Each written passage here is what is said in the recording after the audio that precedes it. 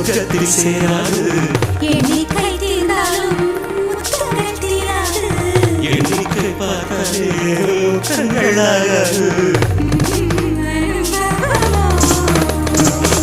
என் வீட்டு தோட்டத்தில் பூவெல்லாம் கேட்டு பார். என் வீட்டு ஜன்னல் கம்பி எல்லாமே கேட்டு பார். என் வீட்டு தென்னங்கீற்றை இப்போதே கேட்டு பார். என் நெஞ்சை சொல்லுமே.